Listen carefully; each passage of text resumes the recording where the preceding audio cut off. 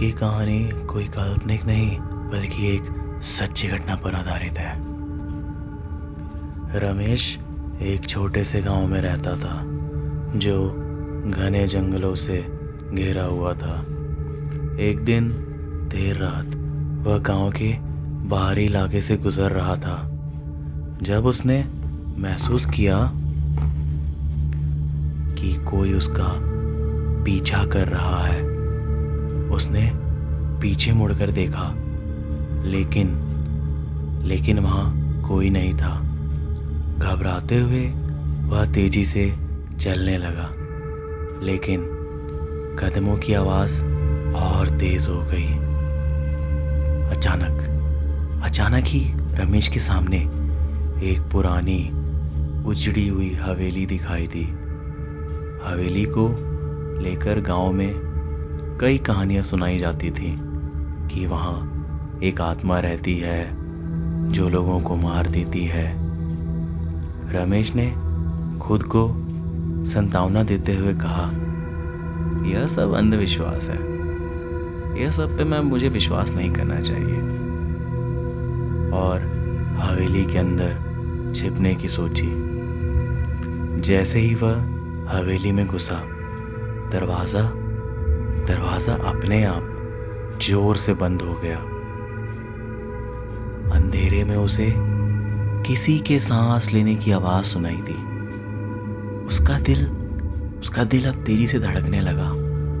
तभी सामने के कमरे से एक धुंधली आकृति निकली, जिसका चेहरा बहुत ही डरावना था और आंखें खून से लाल।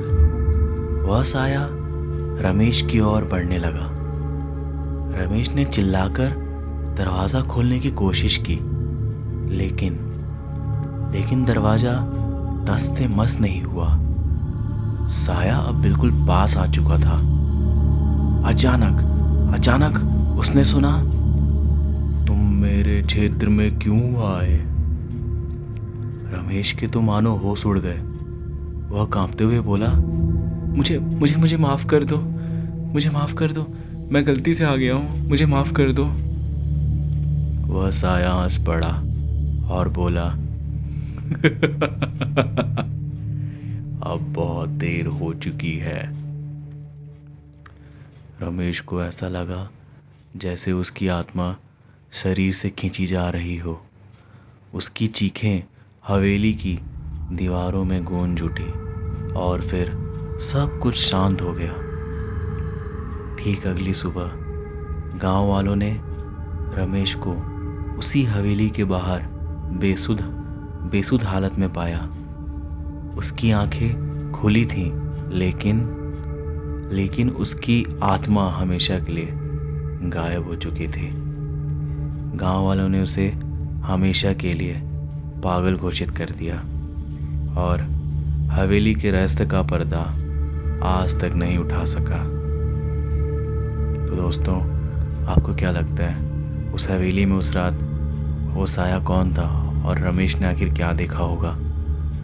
कमेंट करके ज़रूर बताएं। आज की कहानी में बस इतना ही।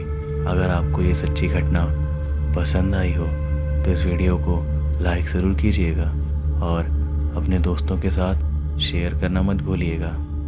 मैं आपका दोस्त प्रकाश मिलता हूँ आपको एक और नई सच्ची घटना के साथ। तब तक के लिए बाय हैंड।